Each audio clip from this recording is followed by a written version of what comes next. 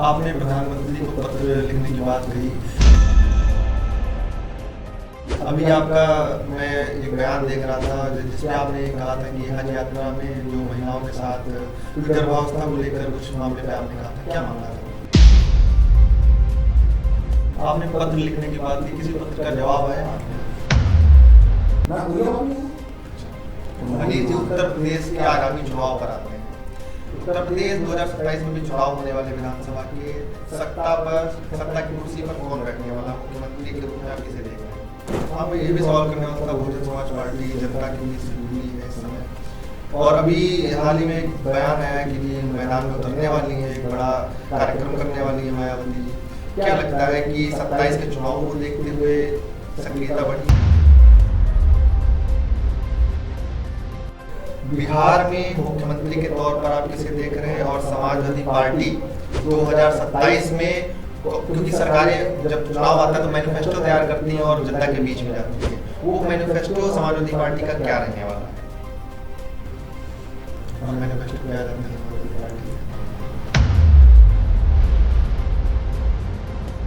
Guest इन आगाज के इस खास कार्यक्रम में बेहद खास मेहमान हमारे साथ बातचीत करने के लिए जुड़ चुके हैं, जो राजनीति में अपनी सक्रिय भूमिका निभा रहे हैं, लंबे अरसे से राजनीति की लंबी सक्रिय भूमिका निभा रहे हैं, पूर्व में मंत्रिमंडल का हिस्सा भी रहे हैं और मौजूदा समय में राष्ट्रीय अध्यक्ष हैं पसमानदा मुस्लिम समाज से। अनीस मंसूरी जी, आपका बहुत बहुत स्वागत है आगाज टाइम के इस खास कार्यक्रम में। बहुत बहुत शुक्रिया आपका। मेरा पहला प्रश्न यह है कि आपका जो सामाजिक और राजनीतिक सफर शुरू हुआ वो कहाँ से शुरू हुआ? देखिए, मैं पसमानदा मुस्लिम समाज से पहले, क्योंकि मैं मजदूरी बिरादरी से आता हूँ, तो मैं एक अपनी बिरादरी का संगठन मजदूरी समाज के नाम से मैं उसको चला रहा था। इस दरमियान जो मेरे प्रोग्राम उत्तर प्रदेश के अंदर तादाद में होने लगे और तकरीबन प्रदेश के सभी जिलों में हमारे समाज में जागरूक हो गए। उनके अंदर हमने राजनीतिक चेतना भर दिया और पैदा कर दिया। इसके बाद जो मेरे स्पीच को सुनते थे आसपास से लोग आकर के, तो उन्होंने ये कहा कि भाई आप बैकवर्ड की बात करते हैं मुस्लिम में और हम भी बैकवर्ड हैं, तो आप अकेले की बात करते हैं, हमको भी साथ लीजिए, हम लोग चल करके साथ में लड़ाई लड़ेंगे अपने हक अधिकार की। तो मैंने भी उसके बाद पसमानदा मुस्लिम समाज का गठन किया। पसमानदा एक फारसी शब्द है, लफ्ज है। इस लफ्ज का मतलब हुआ कि छूटे हुए लोग, पिछड़े हुए लोग, तो देश की मुख्यधारा से नहीं जुड़ सके, वो पिछड़े हुए लोग हैं। तो मैं उन पिछड़े हुए लोगों की लड़ाई लड़ने के लिए पसमानदा समाज के बैनर को आगे बढ़ाया और एक आंदोलन तैयार किया। प्रदेश के कोने कोने के साथ साथ इंडिया के 8 राज्यों में हमने अपना गठन किया। उत्तर प्रदेश में काफ़ी स्ट्रांग संगठन है हमारा, और बैकवर्ड की आवाज़ की हम कुल मुसलमानों में हमारी आबादी 85%, 85%, हमारी भागीदारी शासन सत्ता सरकार और पार्टी संगठन सभी जगह हमारी भागीदारी केवल 5%। हमारी आबादी 85% और हमारा वहाँ पर भागीदारी 5%, और जो मुसलमान ऊंची जात के आते हैं प्रकाश से, वो राजनीति में एक जमाने से पलते पुलते चले आए हैं। वो 15% लोग, उनकी भागीदारी शासन सत्ता सरकार पार्टी संगठन में 95%। तो मैंने ये कहा कि प्रधान से प्रधानमंत्री बनाने के लिए हमारे लोग अपने मताधिकार का प्रयोग करते हैं और भागीदारी के नाम पर हम जीरो हैं, तो हम वोट देकर प्रधानमंत्री बनाते हैं, तो हम अपने अधिकार की बात करेंगे। हमारे वोट को सर गिना करके बड़े मुसलमान अपने पार्टी के अंदर फायदा उठाते हैं। तो हम लोगों ने ये कहा कि अब ये नहीं चलने वाला है, जिसकी जितना संख्या हमारी उतनी उसकी हिस्सेदारी। पसमानदा समाज का गठन किया हमने, और देश का पहला रजिस्ट्रेशन संस्थापक की महाराष्ट्र की। ये धीरे धीरे करके हमने जो रफ्तार दिया, वो माननीय अखिलेश यादव जी 2011 में वो मुझे बुलाए, कांग्रेस से भी बुलावा आया, तमाम पार्टियों से बुलावा आने लगा। हमने एक रैली किया था झूलेलाल पार्क लखनऊ में, उसमें लाखों लोग आए थे। धीरे करके एक सियासी पार्टियों में एक हलचल मची कि क्यों ना एक समाज है जो 85% पसमानदा है मुसलमानों के, इस हिस्से को अपने पक्ष में क्यों ना किया जाए, चाहे मायावती रही की रही, बसपा के लोग रहे हों, चाहे सपा की, चाहे कांग्रेस की, और भी जो छोटे छोटे दल थे उन लोग भी अपने साथ जोड़ना चाहते थे। लेकिन हमने माननीय अखिलेश यादव जी के साथ में जुड़ना पसंद किया, क्योंकि उत्तर प्रदेश के अंदर काफ़ी इफेक्टिव उनका संगठन, उनकी पार्टी थी। उनके साथ मिल करके 2012 में उन्होंने स्टार प्रचारक बनाया और 12-14 दिन उन्होंने हेलीकॉप्टर से मुस्लिम बहुल क्षेत्रों में प्रचार कराया और हुकूमत की सरकार 2012 में बनी। उसके बाद माननीय अखिलेश यादव जी ने मुझे अपने सरकार में राज्य मंत्री का दर्जा दिया और बनाया, और बाकी सारे सम्मान किए। हमारे समाज के लोगों की जो मांग थी उसको फोकस किए, जो मूलभूत समस्याएं थी हम लोग बताते थे, उसको हल करते थे। तो हमारा जो सफर था वो वहाँ शुरू हुआ समाज से, और पसमानदा तक आ करके और सियासी पार्टी समाजवादी पार्टी तक आ गया। और हम लोग समाजवादी पार्टी की सरकार अब 2027 बनाने के लिए अपने संगठन को पूरी तरह से जिले जिले में स्ट्रांग कर दिया कि आने वाले 2027 में माननीय अखिलेश यादव जी को मुख्यमंत्री बनाना। अभी चुनाव पर आते हैं, लेकिन अभी भी कई ऐसे लोग हैं जो पसमानदा समाज को जानते ही नहीं है कि उसमें कौन से लोग हैं, ठीक है, और ये आंदोलन की लड़ाई किस लिए चल रही है, जरा इस पर भी नजर डाल देते हैं। देखिए, संविधान की धारा 341 पैरा 3 के अंतर्गत 1936 से 1950 तक दलित मुसलमानों को हिंदू दलितों को बराबर रिजर्वेशन मिलता था। आप तो समझिएगा, उसमें जब अंग्रेजों ने देखा कि हिंदू दलित है जिनको हम रिजर्वेशन दे रहे हैं, उसी तरह से चाहे मुस्लिम धोबी हो, चाहे मुस्लिम मोची हो, चाहे मुस्लिम नट हो, चाहे मुस्लिम जो भी हो, जो हिंदू में वो जातियां थी मुसलमानों में थी। तो उन्होंने देखा कि ये जातियां की समस्या एक जैसी है, पेशा भी एक है, तो ब्राह्मण दोनों की एक है।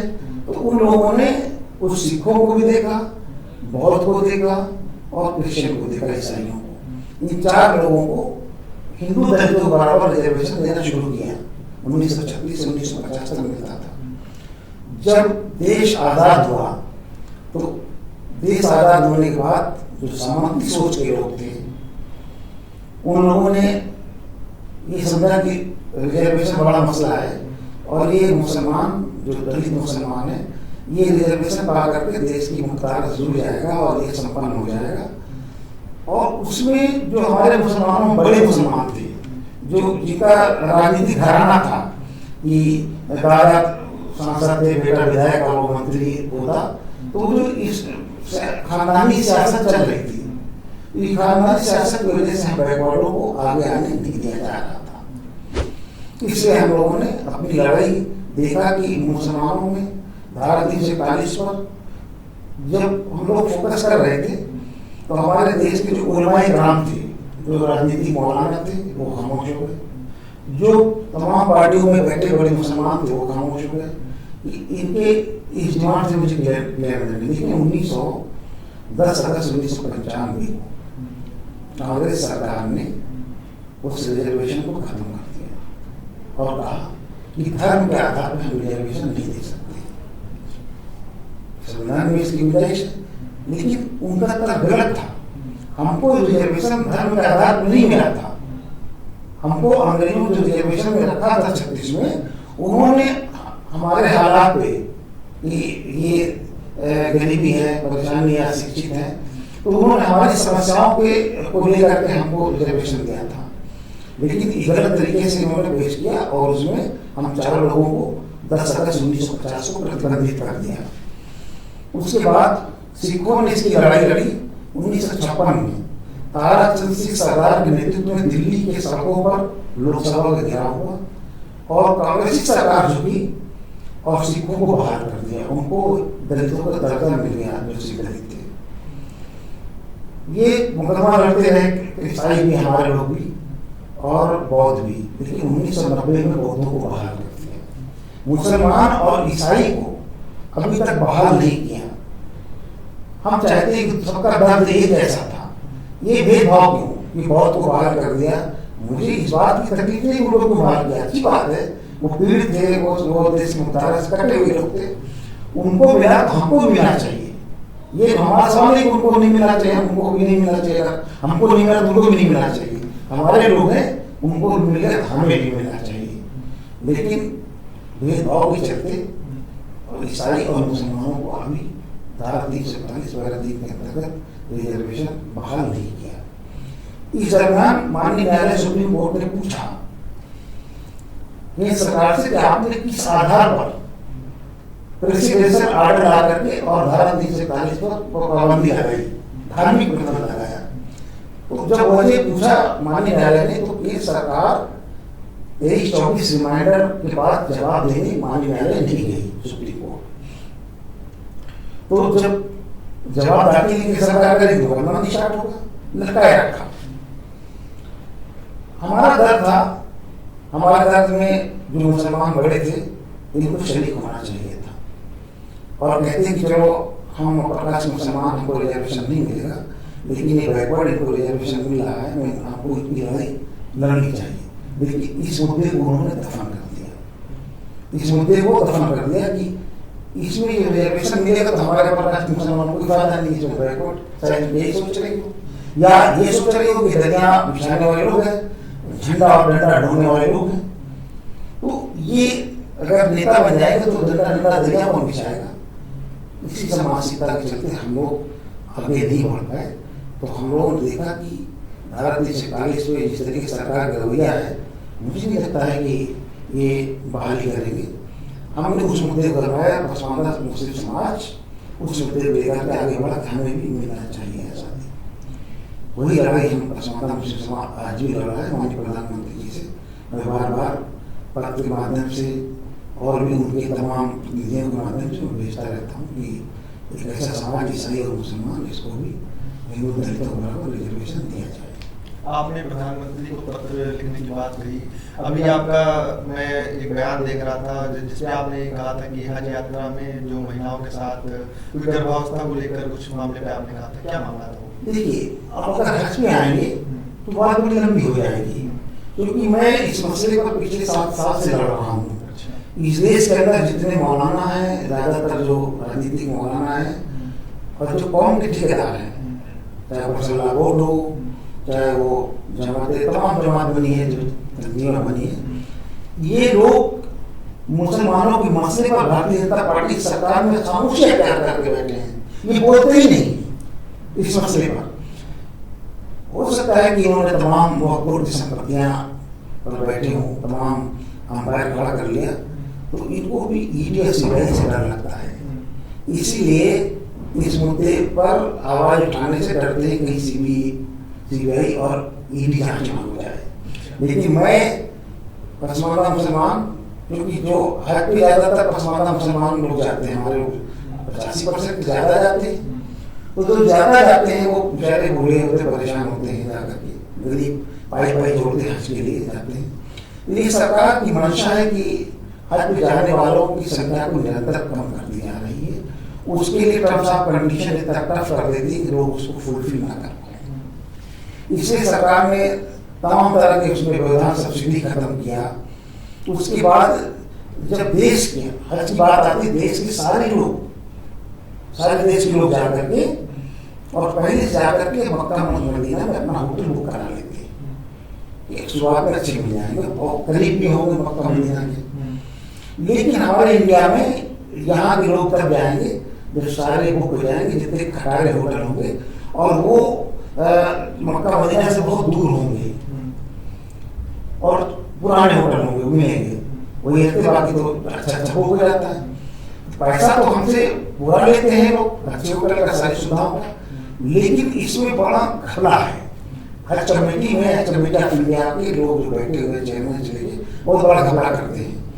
ये लोग खटारा होटल बुक करते हैं, उस पैसे को बचाते हैं, मतलब बांट करते हैं।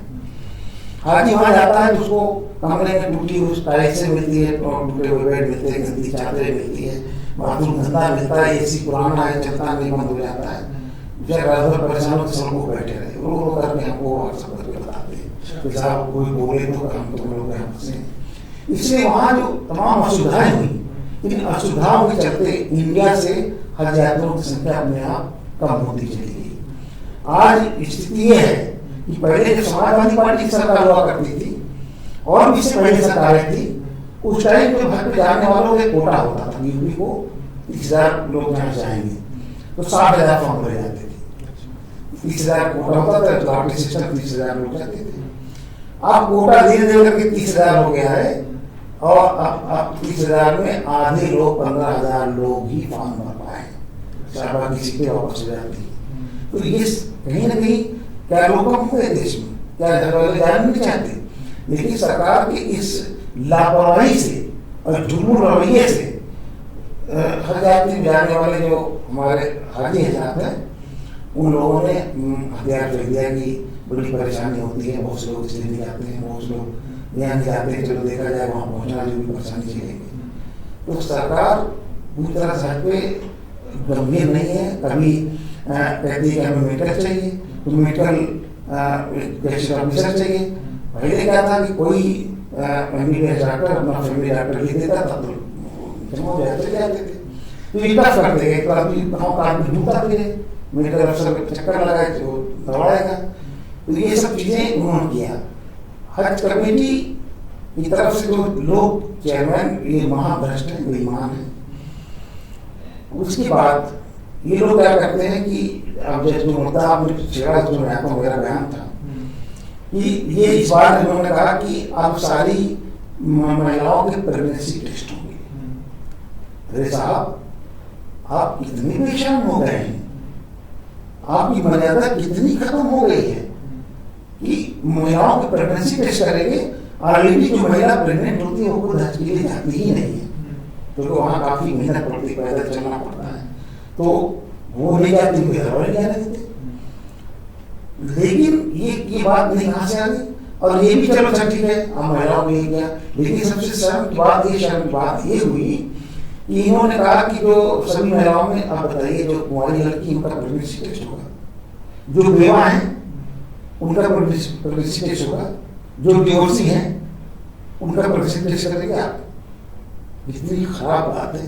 यह कमेटी कहाँ जा रहा है, वहाँ पर बैठे लोग क्या करना चाहते हैं, देश के अंदर क्या संदेशा देना चाहते हैं, उस धार्मिक स्थल को जाने के लिए इतनी दुश्वारियां पैदा करते हैं आप। तो मेरा बयान इस समस्या पर पहले भी आता था, आज भी आता है। और मैंने कई चिट्ठी लिखा प्रधानमंत्री जी को। यहाँ से मोर्शी गदा चेयरमैन थे, तो यहाँ से ले जाना चाहते थे कि हज कमेटी हजरतगंज बापू को चौराहे से हट करके और वो चला जाए हज कमेटी जो कानपुर रोड पे है, हज हाउस में। मैंने ये आवाज उठाई थी कि उत्तर प्रदेश कोने कोने से लोग आते हैं, चारबाग स्टेशन उतरे, 10 रुपये में आ गए, 10 रुपये चले गए। अब वहाँ 5 सिग्नल पार करके वहाँ काम ढूंढता फिरेगा आदमी, बड़ी दिक्कत है। अनपढ़ जाता, हमारे लोग पढ़े लिखे लोग होते नहीं, उन्हें दिक्कत होती। लेकिन इसको फिर उसके बाद उन्होंने कैंसिल कर दिया मेरे पत्र लिखने पर। फिर बाद की स्मृति ईरानी जी आई और मोहसिन रजा से मना करके फिर उन्होंने यहाँ से कमेटी फिर से ऑर्डर करवा लिया और वो चले गया वहाँ यहाँ खाली होते। आपने पत्र लिखने की बात की, किसी पत्र का जवाब आया आपका? ना, कोई जवाब नहीं है।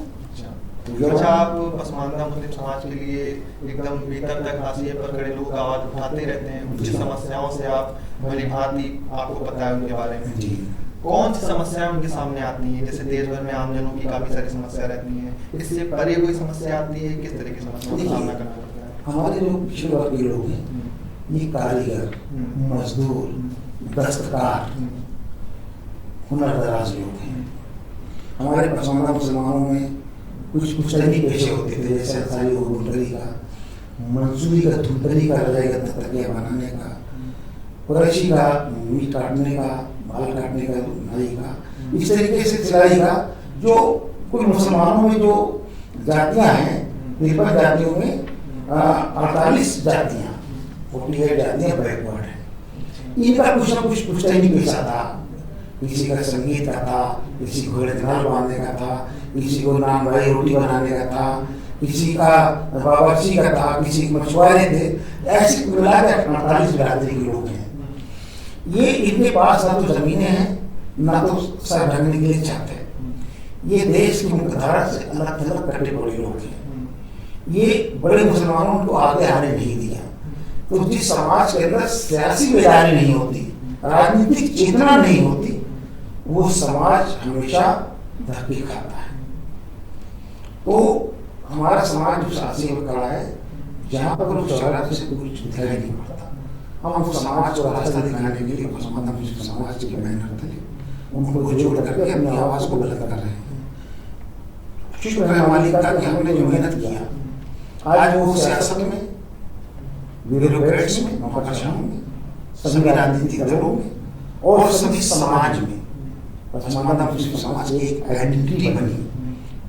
और देश के प्रधानमंत्री जी ने पसमानदा मुस्लिम समाज का, उनकी समस्याओं का बड़े जोर शोर से जोर कोशिश करके तेलंगाना के राष्ट्रीय कार्यकारिणी की उस बैठक में 2 जुलाई 2022 को सबसे पहले देश के अंदर पसमानदा मुस्लिम समाज की समस्याओं की बात उठाई थी और मैंने उनका आभार व्यक्त किया था। लेकिन अफसोस की बात है, इतने साल का समय गुजर गया और देश के प्रधानमंत्री जी पसमानदा मुसलमानों की केवल बात ही कर रहे हैं, कोई कार्यक्रम बना करके कोई लाभ नहीं पहुंचाया, बल्कि उनके इस चिंता जताने के बाद जो अबुल कलाम आजाद फेलोशिप में हम तमाम मुसलमानों के लिए कुछ तमाम सुविधाएं मिल रही थी, ये सुविधाएं मिलना बंद हो गई। स्मृति ईरानी ने उसको बंद कर दिया। उसके बाद धारा 341 पर जो कांग्रेस से लेकर जितनी सरकारें थी, उन लोगों ने उस पर जवाब दाखिल नहीं किया केंद्र सरकार की तरफ से, लेकिन देश के प्रधानमंत्री मोदी जी गए और मुसलमानों के विपक्ष में नहीं, विपक्ष में गलत तरीके से वहां पर जवाब सरकार की तरफ से जो न्याय संगत नहीं, संवैधानिक नहीं है, कहीं न कहीं जात पात धर्म से ओत-पोत है। और जो प्रधानमंत्री जी ने CAR की बात की, उसमें से ज्यादातर पसमानदा मुसलमान सफर किया। जो तमाम फुटपाथ और जो तमाम लोग बिरयानी लगाने के ठेला में तमाम GST लागू किए, उससे पसमानदा मुसलमान प्रभावित हुआ। मेरी समझ नहीं आता कि देश के प्रधानमंत्री जी हरियाली आंसू पसमानदा जो बहा रहे हैं और उनके तमाम जो पिछली सरकारों ने उन्हें सुझाव दिया था, उसको बंद करके जा रहे हैं और वो कह रहे हैं कि पिछली सरकारों ने इनका शोषण किया और पिछली सरकारों में जो मुस्लिम रहनुमा थे, नेताओं ने इनका शोषण किया। ये तो कहने मजा आपको बहुत आ रहा है, पिछली सरकारों पे तुहमत देना आसान है, लेकिन हमने आसान पिछली सरकारों में जो किया उसका खामियाजा लोग भुगत रहे हैं। आप इस सरकार में, आप प्रधानमंत्री हो देश के, अभी सत्ता में सब कुछ हो, उन्होंने क्या कर दिया? 30 साल हो गया बंधु, अभी तक उन्होंने केवल जुमलेबाजी की।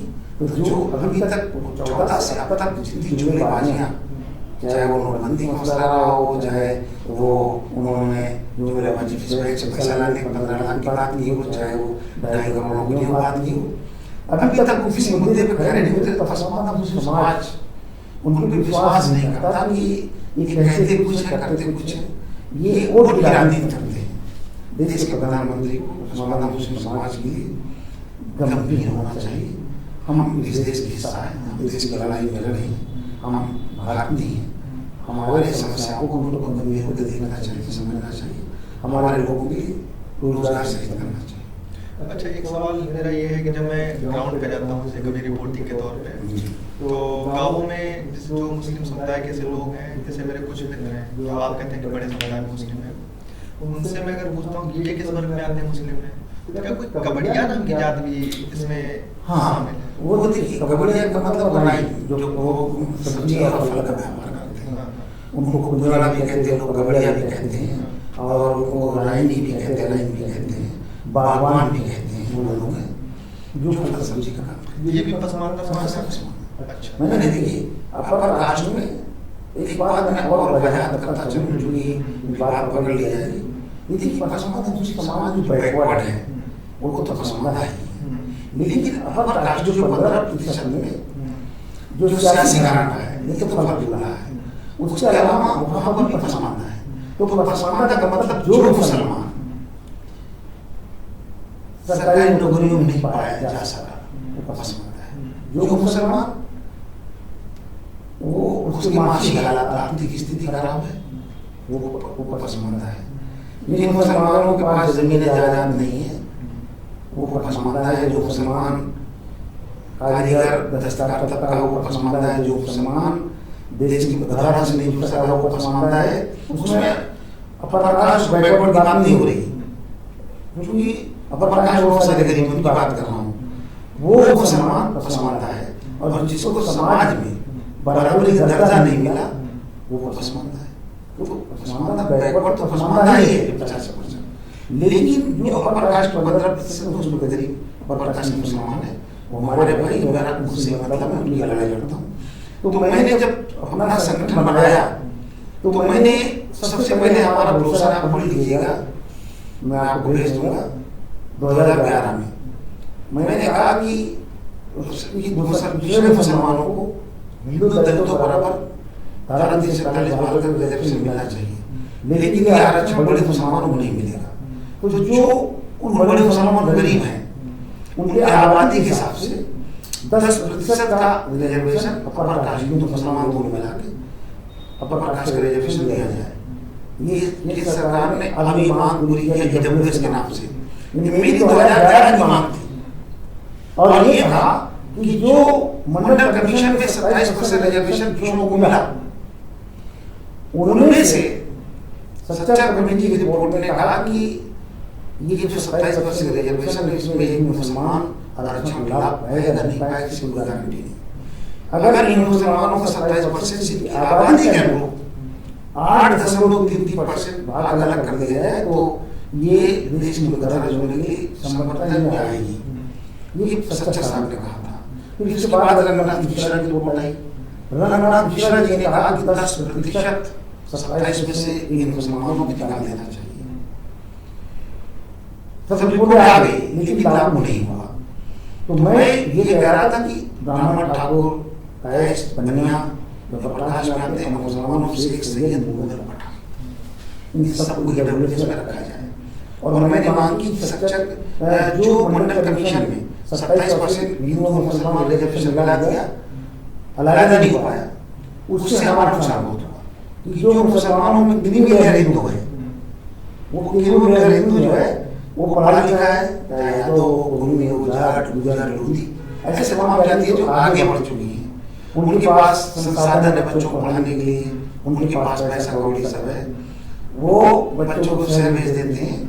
तो क्रीमी लेयर इसका फायदा पूरा उठा लेता है। तो हमारे जो पसमानदा तबके के लोग इसका मुसलमान लोग वो फायदा नहीं उठा पाता। इससे अलग करने के बाद मुसलमान तो अलग चले, लेकिन हमने अपना मुसलमानों ने कहा कि इनके आबादी के हिसाब से 2.5% 10% का भी अलग कर दिया जाए ताकि सैयद मुगल पठान जो गरीब हैं उनको मिलना चाहिए। इस सरकार ने ईडब्ल्यूएस जारी किया लेकिन उसमें शर्त रखा कि जिसकी आमदनी 8 लाख से कम हो उसका लाभ उठाए। आज की डेट में सरकार की नीति इतनी खराब है, 8 लाख तो अच्छे लोग नहीं कमा पाते साल में, तो उसमें संभाल गए मजबूर लोग उसका फायदा उठा रहे हैं, उसकी मेरी कहा जा रही है नौकरियां तो भरे जा रहे। लेकिन अभी हमारे प्रकाश मुसलमान उसका मिला नहीं उठा पा रहे हैं। वो केवल इस बात से देखा जिसमें दूसरी कौम को बांट रहा है, पसमानदा मुसलमान को अलग अलग डिवाइड कर रहा है। इसमें उनका ज़हन बहुत है जो उनकी लड़ाई इतनी बड़ी लड़ी कि हमारे साथ जो होगा वो 27% में वो इनके साथ ना होने पाए।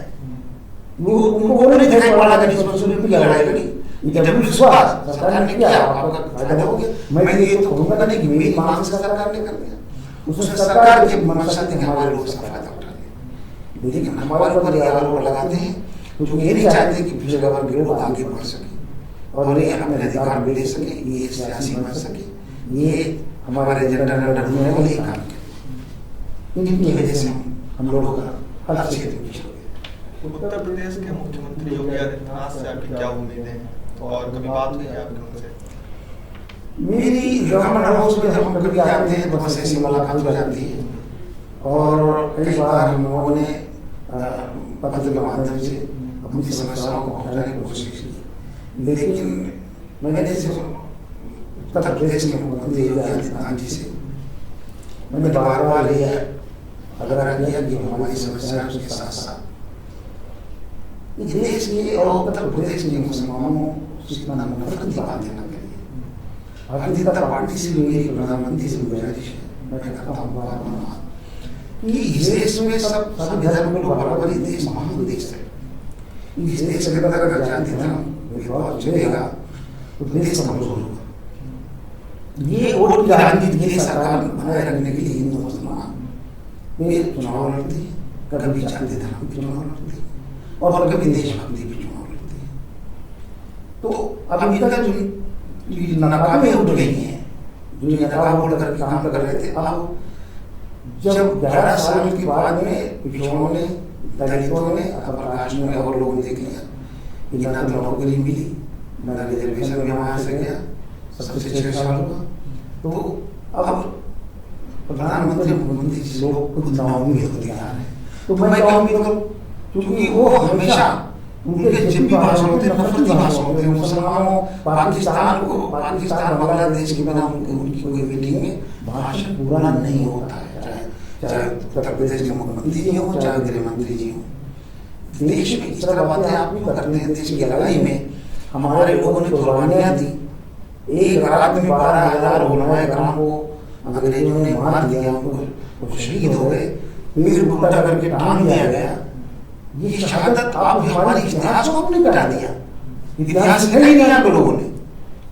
जिस देश के हमारे लोग कुर्बान हुए, शहीद हुए, आप उनके इतिहास को तो लिखा नहीं, लेकिन हमारे हुकूमत वतनी पर, हमारे वतन परस्ती पर आप शक करते हो। आपको शर्म आनी चाहिए। आज भी हमारा इस्लाम ये कहता है कि आप जिस देश में रहो उस देश के वफादार बनकर रहो। अगर आपने उस देश से गद्दारी की तो गोया कि आप मुस्लिम समाज से आप खारिज हो जाओगे। इतनी बड़ी चेतावनी है। हम मुसलमान खुदा को बहुत डरते हैं और खुदा के फरमान को मानते हैं, तो क्या ये इतने बड़े फरमान को नहीं मानेंगे? हम लोग जानते हैं कि हमारा देश है भारत, हम लोग लड़ाई लड़े इसकी, और झंडा से लेकर तमाम देश के अंदर सारी चीजें जो बनाई गई सब में हमारे लोग शामिल थे। भाईचारा, जो पहले भाईचारा था वो प्यार पैदा हुआ। ये कई सालों से नफरत की बातें करके आपस में बंटवारा कर दिया चुनाव के लिए, सरकार बनाने के लिए। और कहा जा रहा है देश गुर्बत की तरफ जा रहा है, देश कमजोर हो रहा है, देश की एकता अखंडता कमजोर हो रही है, देश के अंदर लोगों में आपसी फूट हो रहे हैं, व्यवस्था फैल रही है, लोगों के अंदर एक दूसरे घेर दृष्टि से देखने लगे। ये बीच किसने बोया? भारतीय जनता पार्टी की। इसलिए उत्तर प्रदेश के मुख्यमंत्री से हमें कोई उम्मीद नहीं है कि ये मुसलमानों का कोई काम, जो आदमी इतना नफरत करता हो जिस कौम से, उसके फल विभूति के लिए कोई वजह नहीं कह सकते। आपने वतन परस्ती की बात करी कि भारतीय जनता पार्टी हिंदू मुस्लिम राजनीति करती है, लेकिन जब युद्ध का भी हाल ही में पाकिस्तान से युद्ध हुआ, ठीक है, उसमें सूफिया कुरैशी को जो है एक लीडर के तौर पर भेजा, उस पर क्या कहेंगे आप? अगर वतन परस्ती ये नहीं भेजा ना, उसने गद्दारी नहीं किया ना, उनसे लड़ ना। देखिए नहीं, वो मुस्लिमों को आगे आगे किया, उन्होंने रिजल्ट भी दिया और पूछ दिया कि हम देश के वफादार हैं, हरकत से लड़े। तब हम भी लड़ते, आज भी लड़ते हैं। सवाल ये नहीं है, सवाल ये है कि आप हम तो शक करते हैं कि हमको पाकिस्तान से जोड़ा जाता है। हम भारत में रहते हैं, भारतीय हैं, हमने इस देश की लड़ाई लड़ी है, हमने पाकिस्तान के छक्के छोड़ाए हैं। अगर हमको पाकिस्तान से मोहब्बत होती तो हम चले जाते, हमको अपने भारत से मोहब्बत थी, हम भारत में रहे, ये देश हमारा है। आप इसको मुझे दूसरे दर्जे का नागरिक क्यों बनाने की कोशिश करते हैं? और हमारे देश की लड़ाई आपने आज भी अब्दुल हमीद की जयंती थी, आज हमने एक संगोष्ठी किया अपने ऑफिस में, बहुत सारे लोग थे, उनके लिए दुआएं भी की। वो हमारे पसंदीदा समाज से आते हैं, इदरीसी बिरादरी से आते हैं। मैंने उनकी आज जयंती, उनकी आज जन्मदिन था, हमने उनको कह रहे थे कि मतलब उनसे उनके बारे में तमाम लोग आए वक्त अपनी बात करें। तो सवाल इस चीज़ का है कि वीर अब्दुल हमीद जैसे लोग पाकिस्तान के लोग तोड़कर शहीद हो जाते हैं, आपको उम्मीद नहीं पड़ता? आपको जो देश की लड़ाई में जो आरएसएस के लोग, जो अंग्रेज के गवाह बन गए, पिट्ठू बन गए, अपने आप को बचाए रखने के लिए, अपने एम्पायर को बचाए रखने के लिए, पूरा देश जानता है, मैं हूँ, पूरा देश जानता है, सोशल मीडिया पर लोग सुनते हो, जिस आरएसएस ने मतलब 50-57 तक झंडे नहीं लगा भारतीय जनता को, देश के झंडे को वो झंडा मानते ही नहीं, अपना झंडा लगाते हैं। तो जिन लोगों ने अंग्रेजों को मुखबिरी किया, हमारे जवानों को फांसी के तख्ते पे लटकाया, उनका भाई थे, आज देशभक्ति की बात कर सकते हैं मेरे सामने। उनकी देशभक्ति शायद दुनिया जानती, तुम कितने बड़े देशभक्त थे। आजादी की लड़ाई में हमारा कोई योगदान नहीं है। हमारे लोग हजारों हजार, मेवात जो जून में घटना हुआ था हरियाणा में, मेवात का इतिहास पढ़ा नहीं उन्होंने कि वहां पर 10,000 मेवातियों को अंग्रेजों ने एक रात शहीद कर दिया था। वो बहादुर कौन थे? अंग्रेजों से लड़ रहे कौन था? उसका जिक्र नहीं करोगे ना तो बहादुरी। ये सब जानते हैं, आम जनता सब जानती है, जनता लोग सब जानते हैं। जनता की सबसे बड़ी जनता जो राजनीतिक लोग हैं, जिस तरह के सियासी रोटियां सेकने के लिए आपस में भाईचारा को खराब कर रहे हैं, इन देश के अंदर हिंदू मुसलमान सिख ईसाई नारे को खंडित कर रहे हैं। अगर बात करें पसमानदा समाज के अधिकारों को लेकर, ठीक है, आप मंत्रिमंडल में रहे, जब आप मंत्रिमंडल में थे तब उनके लिए आपने क्या काम किए हैं, और अभी मौजूदा सरकार से आप उनके अधिकारों पे कौन सी मांग रखेंगे? देखिए, हमारा सिर्फ मांग में प्राथमिकता है रिजर्वेशन की, ठीक है ना। फिर हमने एक मांग रखी जो वक्फ बोर्ड की संपत्तियां हैं। हमारे बुजुर्गों ने वक्फ बोर्ड की संपत्ति को पसमानदा मुसलमानों को दान किया था, वक्फ किया था। इसमें जो कमजोर मुसलमान हैं, बेवा हैं, जो गरीब बच्चे हैं, उनकी तालीम के लिए और बेवाओं के बीमारों के इलाज के लिए और नौजवानों को आगे बढ़ने के लिए वक्फ संपत्ति को दान किया कि इससे लोग करके आगे बढ़ जाए। वक्फ संपत्ति इसलिए दिया कि लोग उसमें बैठ के खाए पिए, वो दिया कि इस वक्फ संपत्ति से लाभ उठा करके आप आगे बढ़ जाओ। लेकिन अफसोस की बात है कि जो वक्फ संपत्ति बेशकीमती जमीनें हैं देश के अंदर, और बड़े बड़े शहरों महानगरों में है, अरबों खरबों की जमीनें हैं, उसमें ज्यादातर बड़े मुसलमान, अपर कास्ट मुसलमानों का कब्जा है। कहीं पर मदरसा बना के, कहीं पर स्कूल बना के, कहीं यूनिवर्सिटी बना के, कहीं माइनॉरिटी कॉलेज बना करके, हर जगह ईदगाह बना के, हर जगह उन्होंने कब्जा कर रखा है। तो हमारे बुजुर्गों ने उन पसमानदा तबके के मुसलमानों के लिए वक्फ किया था, इसका लाभ ये उठाए। लेकिन वक्फ बोर्ड जो बना तो उसमें सारे चेयरमैन अपर कास्ट के मुसलमान के जाते हैं, चाहे वो की सरकार हो चाहे राज्य सरकार में। तो वो लोग बनते हैं तो वो लोग उन जमीनों को खुद बुर्द कर रहे हैं। आज 30% जमीनें जो कब्जे में चली गई वक्फ बोर्ड की, सब अपर कास्ट मुसलमानों के पास है। और हमने कहा कि जो जमीनें बची हैं धीरे धीरे करके सब आ जाएंगे। सरकार वक्फ बोर्ड पे बिल आई, हम समर्थन करते हैं। आइए साफ मन से अपना ड्राफ्ट बताइए कि साहब हम बिल ला रहे हैं, जो जमीन वक्फ बोर्ड की है इनके पे हमें कार्य योजना बनाना है, इससे पसमानदा मुसलमानों को लाभ मिलेगा। आपने ड्राफ्ट बनाया नहीं, बिल पहले लेके आ गए, हमने जेपी से कमेटी को लिख के दिया पसमानदा समाज की तरफ से, हमारी समस्या ये एक भी नहीं माना। आपने किसी सांसद नहीं माना, आपकी कमेटी में जेपी से कमेटी में जितने सांसद दूसरे दल के उनकी बात नहीं माना, केवल बीजेपी और गठबंधन के लिए कह रहा है कि जो 14 सांसद थे उनके मशवरे को मान लिया। ये घोर अन्याय है और ये जगदम्बिका पाल महाभ्रष्ट, और इसने जो सरकार के इशारे पर काम किया, इसको जनता इससे जवाब मांगेगी। और उसके बाद वो जमीनें जो हमारे बड़े मुसलमानों ने कब्जा किया, आज वो इसीलिए तो मुसलमानों के किसी मसले पर मुंह नहीं खोलते हैं। उन्हें डर लगता है कि कहीं मेरे खिलाफ जांच न शुरू हो जाए, मेरा एम्पायर ढह जाए। ये दहशत के साइड में जी रहे हैं। ये ऐसे लोग जो जमीन पर कब्जा करके और मुंह में ताला लगा के बैठे हुए हैं, ये जिंदा लाश की तरह मुसलमान है। अनीस मंसूर जिंदा लाश मुसलमान नहीं है। हम बराबर, मुझे चाहे फांसी पे लटका दे, चाहे मेरे खिलाफ मुकदमा करें, चाहे जेल में लटका दे, लेकिन हम उन पसमानदा तबके के मुसलमानों की बात को मजबूती से करते रहेंगे और जेल जाने को तैयार हूँ। और जो सच्चाई सच्चाई पे रहूँगा। समाजवादी पार्टी पे आते हैं। समाजवादी पार्टी जो है संघर्षों की आती है और सड़क पर प्रदर्शन करने के लिए जानी जाती है। आज इलाहाबाद हाईकोर्ट से आजम खान की जमानत हुई है। प्रदर्शन के लिए समाजवादी पार्टी जानी जाती है, लेकिन आजम खान के लिए कोई प्रदर्शन नहीं हुआ। क्या वजह रही? देखिए, ये पार्टी का आंतरिक मामला है, लेकिन समाजवादी पार्टी में जो मुसलमान है वो किसी भी मुस्लिम नेता को अपना नेता नहीं मानता है। वो तो मानने मुलायम सिंह को अपना नेता मानता था और यहाँ तो मानने अखिलेश यादव जी को मानता है। वो किसी को नेता नहीं मानता। रही बात ये कि बीजेपी ने माननीय आजम खान साहब के साथ अन्याय किया, द्वेष भावना के चलते किया, और कुछ न कुछ तो खामियां रही होंगी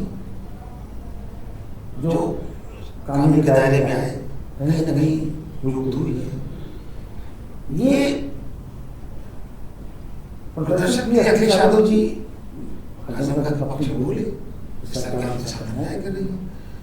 अब अगर मुसलमान को अपना नेता मानता तो मुसलमान अखिलेश यादव जी से ज्यादा लेने तो जाता, वो तो धर्म प्रदर्शन करता।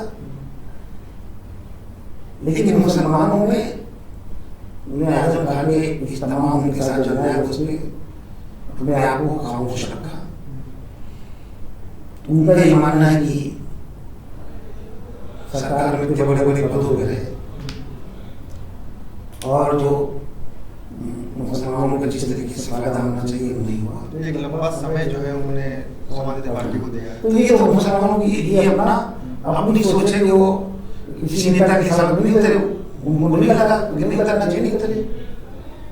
तो ये तो नेता की लोकप्रियता भी डिपेंड करता है ना, कितने लोकप्रिय थे वो। नहीं कार्यकर्ता आप कहते हैं कि अखिलेश यादव मुलायम सिंह की बात सुनते हैं, ठीक है, उनको अपना नेता मानते हैं, क्या वहां से आदेश नहीं आया? नहीं, वो उग्र प्रदर्शन के लिए किसी को फंसाएंगे थोड़े, भाई किसी को ये थोड़ा कहेंगे अरे उग्र प्रदर्शन करिए, अब कानून हाथ में लीजिए, ये जालिम सरकार तमाम मुकदमा लिख के जेल डाल देगा, उन्हें कौन छोड़ के जाएगा। और अगली बात है कि जब बीजेपी अपना काम कर रही थी, ऐसा नहीं कि माननीय अखिलेश यादव जी या समाजवादी पार्टी के लोगों ने समय समय पर यहाँ भी बात उठाई, संसद में बात उठाई, विधानसभा में बात उठाई, ऐसा नहीं माननीय आजम खान के पक्ष में आवाज उठाई नहीं। आप क्या समझते हैं कि अखिलेश यादव तलवार लेकर मैदान में घुस जाए और वहां जाके तलवार चला देता तो अवमान हो गया। शांतिपूर्ण ढंग से भी तो शांतिपूर्ण ढंग से हुए हैं, प्रदर्शन अब नहीं कर अखिलेश यादव जी अपनी बात को रखते हैं, शांतिपूर्ण ढंग से रखते हैं। और अब जैसे मान लीजिए मुसलमान को नेता मानता, अखिलेश यादव जी से पूछने जाता ना, नहीं पता सबको, उसे नहीं लगा कि इनके हमें पक्ष में खड़े होना चाहिए। अब जो भी ये मसले रहे वो ये तो वही जान सकते हैं, उनके अपने मुसलमानों से कैसे ताल्लुक थे, कैसे थे, जो मुसलमान सड़क भी नहीं करा तो क्यों जरूरी समझा। ये तो विवाद घर में छुपी है, इस बात में इतना मैं खुलासा नहीं कर पाऊंगा, क्योंकि मैं पार्टी से जुड़ा हूँ, आजम खान हमारे पार्टी के नेता हैं और बड़े भाई की तरह है। लेकिन हमें अफसोस है कि उनको जिस तरीके से सरकार ने एक बदले की भावना से उनके साथ जो किया वो गलत था, लेकिन आने वाले दिन में उनको न्याय समाजवादी पार्टी सरकार मिली, उनको न्याय मिलेगा। सत्ता पक्ष लगातार समाजवादी पार्टी पर कहता है, तंज कसता रहता है कि समाजवादी पार्टी समाजवादी पार्टी हो गई है, नमाजवादी पार्टी हो गई है, इस पर क्या कहेंगे? ये तो उन लोगों को बयान है जो जिनके सितारे डूबते नजर डूबते नजर आ रहे हैं। अब लोकतंत्र में डेमोक्रेसी में कुछ भी बात कहने का आपको पूरा अधिकार है, आप कुछ भी किसी लिए कह दो। नमाजवादी इस बात के लिए नमाज पढ़ने कहते, कोई तर्क होना चाहिए। आज मुसलमान समाजवादी पार्टी अपने आप को सुरक्षित महसूस कर रहा है तो आपको दिक्कत नहीं हो रही है, आपकी प्यार पार्टी है ना, अपने साथ मिलाइए, उनका काम करें, आपके साथ करें। तो जब आपकी इस नफरती सरकार जो भाषण करती है, जो दुर्दशाएं आप मोबिलिटी कर रहे हैं, आप इसको चाहते फर्जी मुकदमे डाल के जेल भेज देते हैं, बाद में न्याय होता है तो चारों जमाने चले जाते हैं जेल में। आप जिसको चाहो परेशान करो, पुलिस कोई कुछ नहीं, अधिकारियों पे प्रशासनिक अधिकारी बेअंदाज है। आज कुछ जुडिशियल में भ्रष्ट हो गए, सरकार के साथ काम कर रहे हैं। देश में बचा क्या है? हम जाए तो जाए कहाँ जाए, जिसके पास जाए में न्याय कहाँ मिलेगा? जुडिशियल में कुछ भ्रष्ट लोग बैठे हैं, शासन सत्ता में सब भ्रष्ट लोग बैठे हैं, हम अपना दर्द लेके जाए तो जाए किसके पास? इस सरकार में भी हम चाहते हैं हमें योगी जी भले हमारा कोई काम ना करे, लेकिन कम से कम हमें सुरक्षा की गारंटी तो दे दे कि हमारे लोग साथ अन्याय नहीं होगा। समाजवादी पार्टी में काम भी होते हैं और लोग भी जाते हैं, जहाँ जिसको जहाँ सेक्टर मिले वहीं तो जाएगा। जब मुसलमानों को लगता है, तमाम वर्ग को लगता है कि समाजवादी पार्टी एक ऐसी पार्टी है जो दलित मुसलमानों की बात माने की, चूंकि दोनों का दर्द एक जैसा है, तो आज उनकी तरफ बहुत सारे हिंदू में मुसलमान के सब है। तो जब उनके साथ बैकवर्ड जुड़ा है तादाद में, कुर्मी जुड़ गया, मौर्य जुड़ गए, यादव जुड़ा है, उसको तो आप कुछ नहीं कहते। अगर मुसलमान जुड़ गया तो आपको समाजवादी करते हैं। समाजवादी पार्टी सरकार कुछ हो चाहे ना हो, लेकिन मुसलमानों को सुरक्षा की गारंटी माननीय अखिलेश यादव जी जरूर देते हैं। अभी हाल ही में जो डिम्पल यादव को लेकर मौलाना रशीद ने बयान दिया था, उस पर भी आपका बयान आया था। आपने निंदा भी की थी और उनको जो है दलाली की पराकाष्ठा पार करने की बात की थी। कौन सी दलाली की पराकाष्ठा उन्होंने पार कर दी?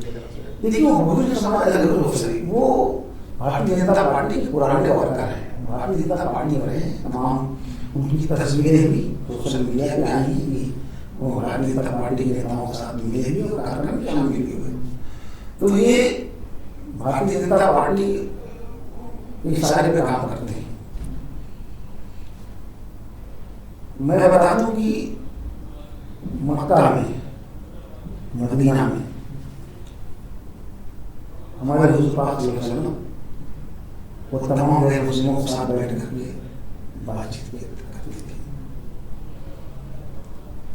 मस्जिद में किसी जाना मना नहीं है, और जिस तरीके से बदतमीजी से जो कहा गया माननीय डिम्पल यादव जी के लिए, वो निवार के सांसद है और कोई मामूली नेता नहीं, वो एक बहुत बड़े राजनीतिक घराने से आते हैं। आप उनके बारे में इतनी गंदी टिप्पणी करोगे, इतनी अश्लील टिप्पणी करोगे, आपको शर्म नहीं आती? दाढ़ी टोपी लगा करके भारतीय जनता पार्टी के शादी पर इस तरह बातें करते हैं। तो वो उनका एक भारतीय जनता पार्टी ने इनको इस्तेमाल किया होगा, लेकिन इसकी निंदा मुसलमान से ज्यादा हिंदू भाइयों ने किया। ये मौलाना का बयान गलत था, मौलाना को मुंह की खानी पड़ी, भारतीय जनता पार्टी वहां पर बैक फुट में आई। अब बीजेपी जितना काम कर रही है वो बैक फुट में आ रही है, जो काम करने चलते उसमें सब गड़बड़ हो रहा है। बात करें अभी हाल ही में इटावा में जो घटना हुई कथावाचकों के साथ, सपा सुप्रीमो ने उनके साथ मंच भी साझा किया और उनका सम्मान भी किया। और वहीं अलीगढ़ में अभी गोवंश को लेकर जो शायद पसमानदा समाज के लोग थे, ठीक है, उनके साथ में मंच क्यों नहीं साझा किया, या फिर उनको सम्मान के तौर पे क्यों नहीं लाया गया, क्या वजह रही? देखिए, जो अलीगढ़ में घटना घटी है रामविलास जी से, बेहद शर्मनाक घटना थी, उनके साथ गलत हुआ। और उनके सांसद है पार्टी के, पुराने जोड़े हैं, फाउंडर हैं वो, वफादार साथियों में उनके साथ अगर हुआ, उनके सांसद हैं अखिलेश जी, वहाँ एक सांसद के लिए गए और जिस तरीके से अखिलेश सेना के लोगों ने धमकी दिया माननीय अखिलेश यादव जी को, और माननीय अखिलेश यादव जी की धमकी बदल उनकी डरे नहीं, और वो बहादुरी साथ में गए, कोई सरकार से मदद नहीं मांगा, खुद गए और वो चूहे के भीतर घुस गए। जो लोग तलवार और बंदूक लहरा रहे थे, धमकी दे रहे थे, चूहे के भीतर घुस गए। वहां हो गए जब अलीगढ़ की घटना हुई, वो थे नहीं यहाँ, बाहर थे। उसके बाद एक टीम बनती है समाजवादी पार्टी की तरफ से, कोई भी घटना घटती है यहाँ की यादव जी नहीं क्या पाते हैं समाजवादी पार्टी की। अभी देखिए हरदोई की टीम बनी, अगर हरदोई में घटना हुई है तो जहाँ बनती तो एक टीम आती है, उसका सर्वे करती है, वहाँ से रिपोर्ट बना के माननीय अखिलेश यादव जी को सौंपती है, तो माननीय अखिलेश यादव जी उस रिपोर्ट को पढ़ करके अपने सामने सकते हैं या सरकार से मुतालबा करते हैं। अब वो जो मारे गए, क्या उनका दोष था? ये बात तो सरकार ने क्या किया? सरकार की क्या जिम्मेदारी थी कि हम स्लाटर हाउस से जहाँ लाइसेंस से मांस मिलता है, हम मांस खरीदे, चालान लिए, रसीद हमारे पास है, डॉक्यूमेंट है, वो लेके आ रहे, तो वो दिखा रहे थे कि हम ये मांस नहीं है, ये बीफ नहीं है, ये गोश्त है, ये एक पड़ोसी का दोस्त है और ये जाना नहीं कीमत है, ये इसकी क्वांटिटी सब है उनके पास, ये नहीं सुने वो लोग। अरे आप कौन थे भाई? अगर आप मतलब कोई आदमी जा रहा है व्यापार कर रहा है तो आप लोग किसी का करेंगे पुलिस, अगर आप पुलिस की शिकायत करते सामने को मास्क ले आ रहे हैं, ये काम पुलिस का था, पुलिस चेक करती पकड़ती उनके खिलाफ कार्रवाई करती। आप लेकर किसी ने लेकर तैयार करके उनसे मांगा कि आप लोग गाड़ी निकलते हैं, हमको 25,000 रुपया गाड़ी चाहिए, नहीं दिया तो उन लोगों ने इस तरह से पार्टी के सेक्टर में इस तरह से हंगामा किया, उन बेचारे गरीबों को रेशी में गरीबों को मारा। अब देखा लोग क्या दोस्त कागज दिखा रहे उसके बाद अब नहीं मान रहे, क्या किया सरकार ने? हल्की धारा पर घूमे थे अपने लोग घूम रहे। तो सवाल इस चीज का है कि ये सरकार यहाँ पर दंगा फंसा और लिंचिंग को बढ़ावा दे रही है, उसको इससे लगता है कि लिंचिंग से हिंदू से लड़ाई हो रहा है और हम सरकार बना लेंगे। लेकिन पराकाष्ठा हुई, एक समय सब चीज आता है, अब लोग बर्दाश्त से बाहर हो गया कि कब तक इन सब मुलमे में देशभक्ति पे जाति धर्म पर ये राजनीति कर रहे हैं, जो कब तक सफर करते रहेंगे। अब आप इतना कह रहे हैं उस पर, अभी देश भर की बात है लोकप्रियता की, मुख्यमंत्री की लोकप्रियता की, तो उस रिपोर्ट के आंकड़े में योगी आदित्यनाथ नंबर 1 पर आते हैं, इस पर क्या कहेंगे आप? देखने वाले को आना पड़ा, गोदी मीडिया एजेंसीज किसकी है? जिसकी लाठी उसी की भैंस।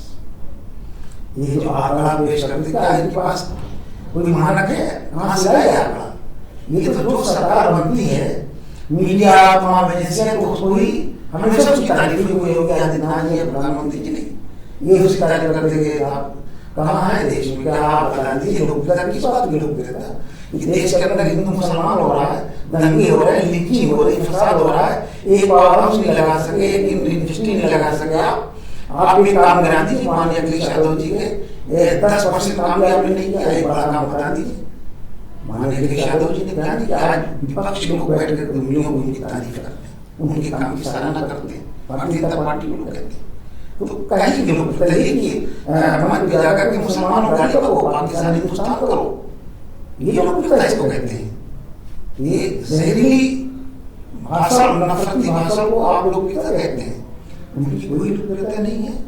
और इतनी लोकप्रियता थी कि 80 सीट जीतने जा रहे थे और उत्तर प्रदेश के अंदर वो मंदिर का मुद्दा आए थे, उसको कैसे करना चाहते भगवान के नाराज हो गए, आपको तो नहीं सीट अयोध्या सिखा गए, राम का बाजारीकरण कर रहे थे। राम भगवान है, हम भी उनको मानते हैं, हम भी सब करते हैं, सम्मान करते हैं, हमारा मजहब कहता है।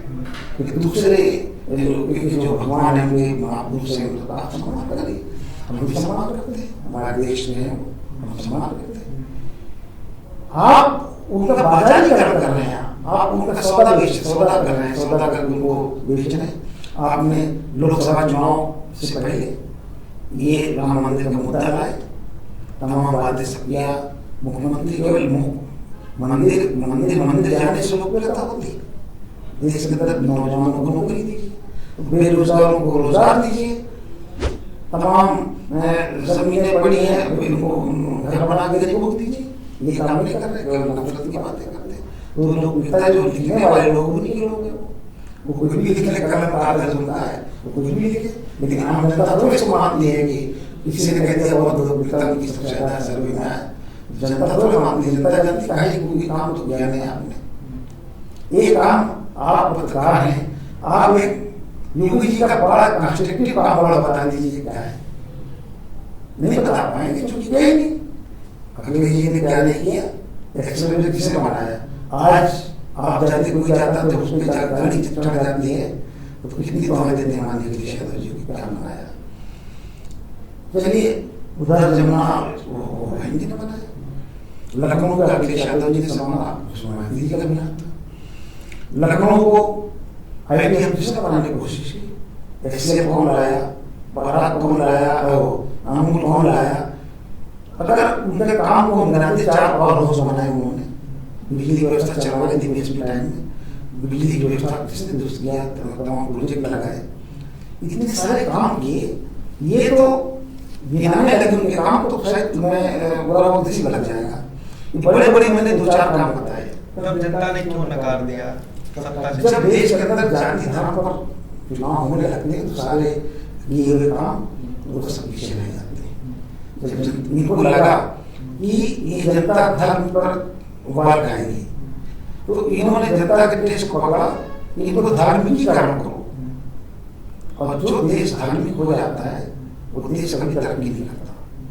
तो ये धार्मिक की तरफ ले गए, धर्म के बंधन वाला तमाम उनको सारी चीजें उनके तमाम चट्टे बट्टे जा करके तमाम प्रोविजन सब करने लगे। तो हिंदू मुसलमान करके सरकार बना। जब हिंदू मुसलमान हुआ तो सारे काम धरे रह गए, लेकिन जब अब धीरे धीरे जनता की बात समझ में आने लगी, लोकसभा 2024 के चुनाव में जनता ने जवाब दिया, ये बेईमानी ना करते थे, ये यहाँ से बड़ा साफ हो जाता है। ये तो वोट चोरी से यहाँ तक आ चुके हैं। आपको भी लगता है वोट चोरी हुई? हमको नहीं, पूरे देश को लगता है। जो चोरी करते हैं उनको लगता है हमने चोरी की।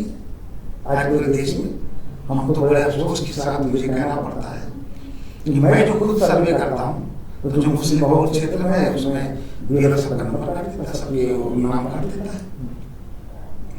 अगले चुनाव में नाम था, नगर पंचायत में चुनाव में नाम था, महिला भी नाम कट गया, महिला बेचारी काट ली गई और फिर आपका नाम नहीं, तो पता चला कि ये बार तो वोट देने आए थे, इस बार काट दिया, फिर काट दिया। ऐसी कौन क्या गलती थी वो जब वहाँ जिंदा आई थी? तो तमाम भारतीय जनता पार्टी मरे हुए लोगों के नाम को जिंदा रखा और जिंदा लोगों के नाम को काट दिया।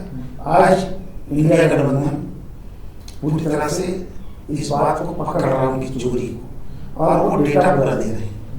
चुनाव आयोग बेशर्म हो चुका है, ऐसा चुनाव आयोग इस देश में कभी नहीं था। आज लोग TN सेशन को याद करते हैं कि वो सरकार के सारे पर वो इंडिपेंडेंट पार्टी है, वो स्वतंत्र पार्टी है, उसको सरकार के सारे में काम करना चाहिए। लेकिन ये जो ज्ञानेश जी हैं, ये सरकार के सारे काम करते हैं, अपने बहू को बेटे को जो अफसर हैं उनको हर जगह मंडित करने की सरकार की चापलूसी करते हैं।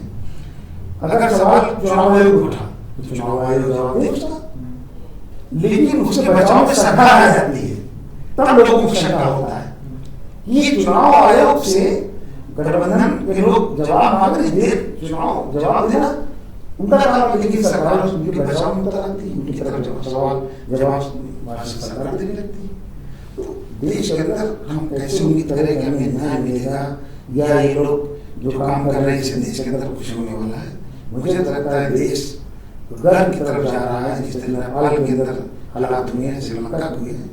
अगर यही हाल रहा, ये जालिम अगर कुर्सी पर रहे, बेरोजगारी तमाम से बड़ी, तो नौजवान एक दिन यहाँ भी तक बड़ी बात कह रहे हैं आप। मैं कह रहा हूँ, मैं गारंटी के साथ कह रहा हूँ, अगर सरकार ने इन हालात पे नौजवानों को रोजगार पर, व्यवसाय पर, सरकारी नौकरियों पर और सरकार ने आर्थिक व्यवस्था पर हमारे लोगों को रोजगार नहीं दिया, तो गरीबी में क्या होता है?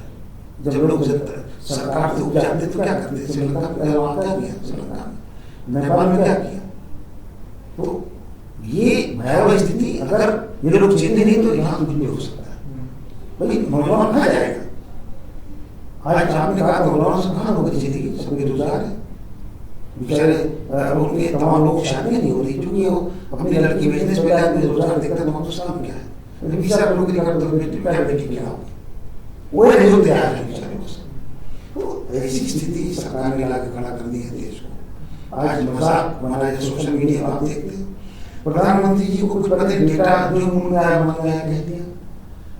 नौजवान सर्च करते गूगल पे देख के नौजवान बोले हंसते प्रधानमंत्री जी क्या बोल रहे हैं, और जिस जो देखा उसको क्या बोलते, जैसे नाना पाटेकर हैं, सलमान खान है, और भी लोग राज्यपाल यादव, तमाम लोग एक वो नहीं सोशल मीडिया पर मजाक उड़ता है, प्रधानमंत्री जो गलत बयान करते उस मजाक उड़ता है, मीम्स की बात है, मीम्स। तो आप बताइए कि बड़े शर्म की बात है, देश के अंदर कितने प्रधानमंत्री गुजरे, इतना मजाक तो किसी का नहीं बनाया। आज मजाक की बात है। ये जो प्रधानमंत्री जी बोलते हैं उनका जो गलत बयानी है वो डेटा से नहीं बोलते हैं, डेटा ठीक नहीं करके बोलते हैं, वक्ती तौर पर भाषण में बोल के तारीख बजवा लेते हैं। लेकिन अपने नौजवान ताली बजाना बंद कर दिया, समझ गया कि 11 साल हो गए, कब तक बजवाओगे ताली। तो ताली ताली बजाने वाले नहीं, वो रोजगार मांगते हैं। अनिल जी, उत्तर प्रदेश के आगामी चुनाव पर आते हैं। उत्तर प्रदेश 2027 में भी चुनाव होने वाले विधानसभा के, सत्ता की कुर्सी पर कौन बैठने वाला मुख्यमंत्री के रूप में आप किसे देख रहे हैं? देखिए, ये बात हनीश मंसूरी नहीं कह रहे हैं, ये बात आप भी जानते हैं और प्रदेश की जनता भी जानती है कि जो विरोध भारतीय जनता पार्टी का है और जो बेरोजगारी का मुद्दा, व्यवसाय का मुद्दा, लघु एवं कुटीर उद्योग मृत्यु से करा रहे हैं, तो ये सारे मुद्दे जो है जो हमें गलत की तरफ ले जा रहे हैं, ये सारे मुद्दे हावी हैं प्रदेश में। और योगी आदित्यनाथ जी की नफरती भाषा से हम लोग उब चुके हैं। इसलिए आप विकल्प रूप में मान्य अखिलेश यादव जी उत्तर प्रदेश के मुख्यमंत्री इंशाल्लाह बनेंगे और आम जनता का समर्थन भी मिला है। अब एक पीढ़ी के तहत उनके साथ अब बैकवर्ड जो गुमराह थे 14 से और ये 22 तक, उनको धीरे 22 बाद समझ में आता है। 24 में उन्होंने एक नमूना पेश किया मीडिया में, गलत खराब होगी भारतीय जनता पार्टी। तो अब जो मीडिया चल पड़ा है, इस तरह को बैकवर्ड और दलित समझ गया कि ये सामंतवादी सोच की लोग सरकार चला रहे हैं। इसको इन्होंने हमको इस्तेमाल किया, मेरा कोई भला नहीं गया, मुझे 10 साल 11 साल बीत गया। तो अब वो बस हो गए कि अपना नया नेता चुनने के लिए जो उनके समाज जैसा है और उनकी बात कर रहा है, उनका काम करेगा, पहले भी क्या करेगा, अब लोगों का समर्थन उनकी तरफ। इसलिए उत्तर प्रदेश के अंदर माननीय अखिलेश यादव जी पूरी तरह से लड़ाई के लिए तैयार है और अपने उनके कार्यकर्ता भी तैयार है। और देश के अंदर जनता, चाहे मौर्य समाज हो, चाहे वो कुर्मी पटेल समाज हो, चाहे वो लोधी समाज हो, जाट गुर्जर सभी समाज जो बैकवर्ड है, जो दलित है, दलितों में एक जो मायावती जाति लोग हैं, तो मायावती पार्टी में रावत लोग जो पासी बरादरी के लोगों को सपोर्ट करते हैं। एक वोट बैंक था 12% का जो बहन जी का, वो भी खड़ा हुआ था। 2024 में आया, उसने देखा कि बहन जी धीरे धीरे लोग खत्म हो गए। हाँ, मैं ये भी सवाल करने वाला था, बहुजन समाज पार्टी जनता के बीच दूरी है इस समय, और अभी हाल ही में एक बयान आया कि भी मैदान में उतरने वाली है, एक बड़ा कार्यक्रम करने वाली है मायावती जी। क्या लगता है कि 27 के चुनाव को देखते हुए सक्रियता बढ़ी? जब चुनाव का आखिरी वर्ष आता है, जब भी 4 साल तक बहुजन समाज पार्टी के नेता सोती रहती है, सदन से विधानसभा लोकसभा से लेकर के मौन रूप से भारतीय जनता पार्टी को समर्थन करती रहती है। सब देश चाहता है जब चुनाव आता है तो उन्हें अपने टिकट की बिक्री की चिंता सताती है कि अगर हमारा वोट नहीं खिसक गया तो मेरा टिकट कौन लेगा। अब धीरे धीरे करके उनके सजाती लोग समझ गए कि 12% का वोट से सरकार नहीं बननी है। ये मैं टिकट बेच करके अपना जेब भरेंगी और हम लोग लाठी डंडा लात भूसा खाते रहेंगे। तो उनके समाज के लोगों ने भी देखा कि दलित रानी फांसी पर है। उधर रामविलास भी गए, उनका लड़का भी गया, जीतनराम मांझी भी गए, जो दलितों की सेवाओं बना करते थे। उत्तर प्रदेश के अंदर बहन जी थी, मध्य प्रदेश में उदित राज जी थे तो कांग्रेस में आ गए हैं, वो भाजपा में चले गए थे, और महाराष्ट्र में वो है जो खड़गले जी। ये दलित राजनीति अलग अलग स्टेट में लोग भी तो भरोसा करते थे ये दलितों को बात उठाएंगे, लेकिन ये सब बीजेपी के गोद में बैठ गए तो दलितों का विश्वास टूट गया कि हम अपनों पे भरोसा भी तो नहीं कर सकते। ये अपनी सत्ता के लिए, अपने फायदे के लिए हमारे कौम को बेच करके और हमारे मलाई काट रहे हैं, हम सड़कों पर हम सफर कर रहे हैं। अब वो समझ गए ये दलितों का अत्याचार हो रहा है, रिजर्वेशन शिक्षा हो रहा है, ये नेता क्यों नहीं बोलते हैं, बैकवर्ड तमाम हमारा डिप्टी सीएम क्यों नहीं बोलते हैं।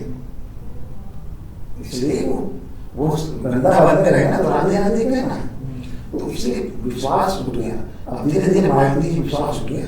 तो ये जो चुनाव जब आता है तो ये संगठन को ताना मारना दुरुस्त करने लगती है।